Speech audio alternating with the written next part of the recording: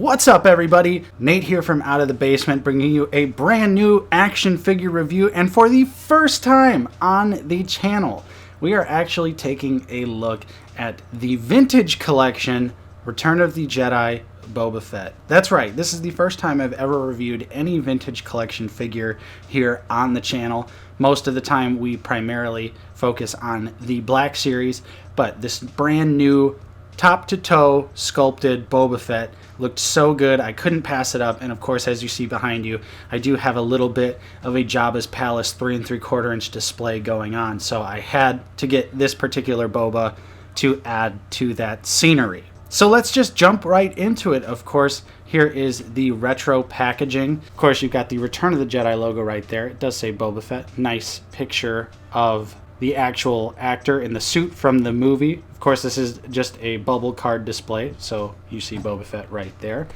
On the back here, you can see the other figures in the wave. And of course, you've got some things like the barcode, Hasbro Disney logo, vintage collection logo. There's no bios on the vintage collection. And he is VC 186 in the line. So let's not waste a whole lot of time here. Of course, we're going to get him open. We'll take a look at his one accessory and then the figure itself. All right, and here we are with his one and only accessory, which of course is Boba Fett's iconic blaster here. And you can see it is very accurately sculpted and does have some really nice detail to it. It's mostly just a gray plastic, but you can see similarly to the brand new Black Series figure, it does have some nice brown weathering to it. And for a 3 3/4 inch gun here, that is really nice. It looks very accurate, pretty much on par with the Black Series release, if you ask me. So really great sculpt work and nice details at such a tiny scale here. And of course, he can hold it relatively well with both hands here. And I'll include this as an accessory as well since it's removable, but here of course is his jetpack, featuring those really bright, vibrant colors like the Black Series one. Of course, it in all reality should be a lot darker than this, and that goes for the entire piece. The blue, the yellow, the whites, everything like that should be a lot more dull. I don't particularly mind it though, because I just think it pops just like the Black Series one does. There's also no peg holes there for any blast effects. Alright, so let's go ahead and take a look at Boba Fett. And here is Boba Fett completely out of the packaging, looking absolutely amazing. It's quite hard to believe that there is so much detail and articulation packed into a 3 3/4 inch figure. Of course, like I stated at the beginning of this review, this particular Return of the Jedi Boba Fett is a brand new sculpt from top to toe, and you can see that it absolutely works. This almost looks as good as the Black Series, and that one is blown up to a 6 inch scale, of course, so you have more detail there, but the amount of detail that Hasbro packed into this vintage collection version is insane. Let's go ahead, we'll bring him in nice and close here so we can take a look at all of the fine details here.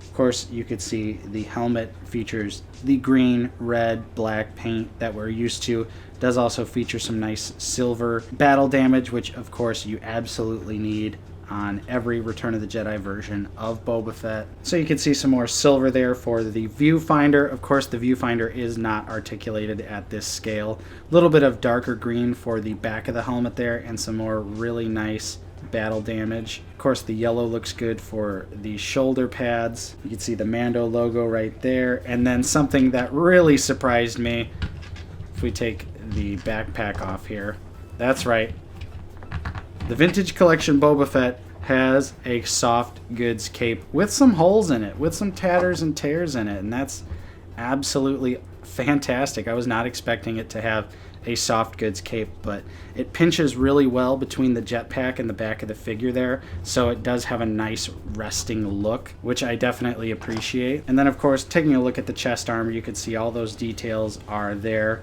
and present just like they are on the Black Series version.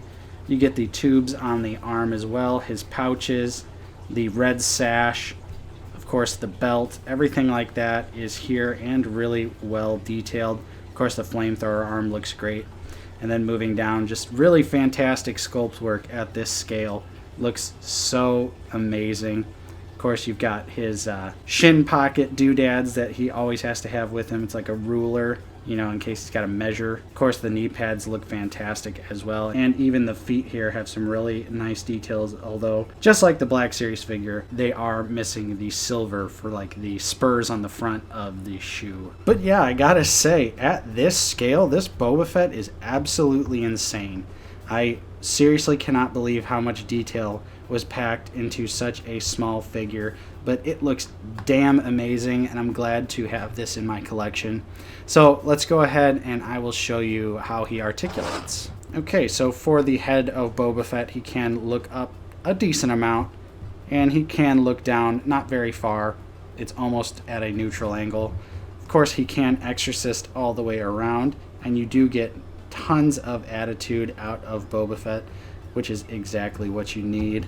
For the shoulders here, they do move all the way out, and the shoulder pads here are a separate piece, and they're nice and soft, so they do not get in the way of Boba Fett at all. And actually, there's even more articulation there.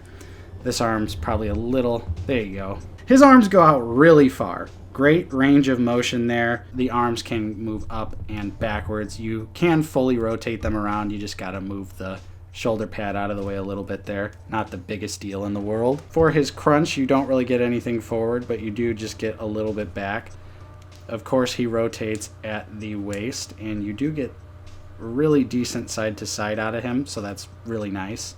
And for the arm here, you do get a single jointed elbow that does give you more than 90 degrees. It does swivel at the elbow as well, and the trigger finger rotates around, has a vertical hinge there, which is very nice, and then on his gripping hand he also has another vertical hinge, so that is awesome. As far as kicking forward with his foot on the ground, that is what you get going forward. There is no forward motion at all, unless I guess maybe you could, yeah, I guess you could kind of fudge it since the way the joint is made. Sort of rotate the inner piece there around. You could probably get him to kick forward there, but it's not meant to do that. It's not sculpted that way, so really no kick forward or kick back. You do get the splits out of Boba Fett. Moving in closely here, you can see there is a thigh swivel, but the top piece also swivels as well, and you can see how that's hinged, so there is no way for it to go forward. You do get a single jointed knee that gives you a fantastic range of articulation there.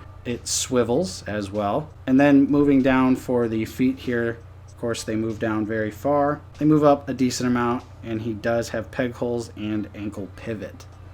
So for a 3 3/4 inch figure, Boba Fett is loaded with articulation, a surprising amount of articulation, and it is a really, really nice figure. I can't stress enough how much I actually am really digging this vintage collection Boba Fett. So now that we've taken a look at the details and the articulation, I will go ahead and show you how he scales. First up, with some vintage collection figures.